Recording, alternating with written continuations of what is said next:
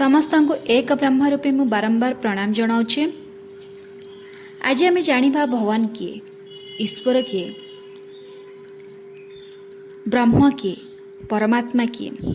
आपण ईश्वर प्राप्ति करने जीवन में किसी ना किसी कर्म करुछंती। किए जाउछंती मंदिर को, तो किए यज्ञ और होम मध्य करुछंती, तो किए वेद और शास्त्र को पठन मध्य करुछंती, किए ध्यान मध्य करुछंती, इत्यादि इत्यादि कर्म रे व्यस्त भी रहउचंती। एही समस्त कर्म करिबा पई गोटिए ही उद्देश्य थाए, सही ईश्वर प्राप्ति। किंतु आमे ईश्वर प्राप्ति कौन सठिक भाव में करि पारुछंती? ईश्वर किए आमे जानि पारुछंती? पिला बेलू आमको शिखई थांती ईश्वर किए। मंदिर को नियंती, मंदिर रे किछि मूर्ति वगैरह देखंती, याको कहा जाए भगवान, याको कहा जाए ईश्वर। किंतु मनरे कोठे ना कोठे क्वेश्चन थाए, उंकी मारु थाए, जदि से ईश्वर ताहले से ईश्वर को बनै छंती किए? एई मनीष ही बनै छंती ना? जदि ए मनीष ताको बनै छंती, ताहले ताठु भी ऊर्ध्वरे मु अछि, ता अर्थ मु ही से मूर्ति को गढ़ीची। सब बेले एही प्रकार क्वेश्चन आसे।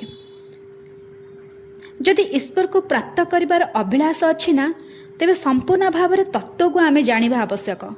तत्व को जानिले ही आमे ईश्वर प्राप्ति करि परिबा। प्रथमे जानिबा भगवान किए।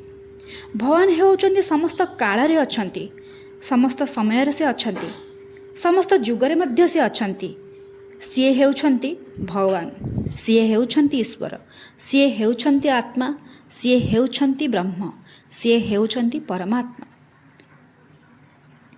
अर्थ जे अतीत थिले, वर्तमान रे अछंती, आगामी भविष्यत रे मध्य से रहिबे, तांकु ही आमे ईश्वर कहिबा। ईश्वर केबे परिवर्तन हुवंती नहीं। संसार को आमे देखुचंती केते आकार आकृति के नेकी, रंग रूप को नेकी परिवर्तन होई चलीछि, किंतु जे ईश्वर शक्ति अछंती, जे ब्रह्म शक्ति अछंती, से परिवर्तनशील हुवंतिनी। आउ से सब बेले स्थायी भाव में रुहंती। सी सबुरी सी आधार अछंती, किंतु सदा सर्वदा अपरिवर्तन हेकि से अछंती। सी भगवान, से ही भगवान हेउचंती स्थायी। सी एणे तेणे केबे भी बुलंतिनी, स्थायी भाव में रुहंती। आपण एक कथा जानिथिबे जे समस्ते कुहंती ईश्वर आम भितर अछंती। आज्ञा एटा निराट सत्य, ईश्वर सतरे आम भितर अछंती। किंतु आमे अज्ञान वशतः आमे जानी पारंतिनी जे ईश्वर आम भितर अछंती। लोक कहिले एटा हसिबे, किंतु हसिले भी ये निराट सत्य। वेद, वेदांत, गीता, बहुत महापुरुष माने एठी कहिकी जाइचंती ईश्वर सदा सर्वदा आम भितर ही अछंती।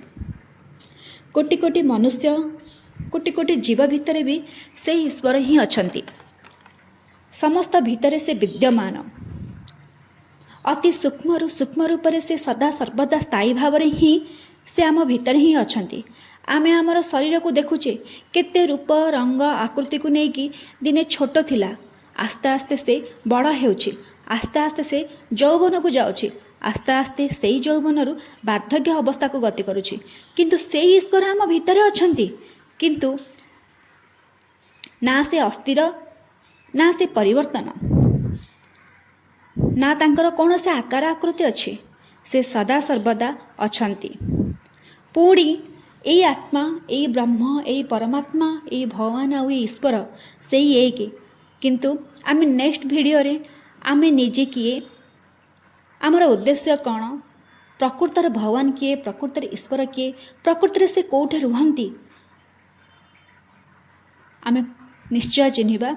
आउ निजर सत्ता, निजर ब्रह्म, निजर आत्मा को चिन्हिबा पई आमे चेष्टा करिबा। सेई पर्यंत रहिली समस्तंक पुणी थरे अहम ब्रह्मास्मि।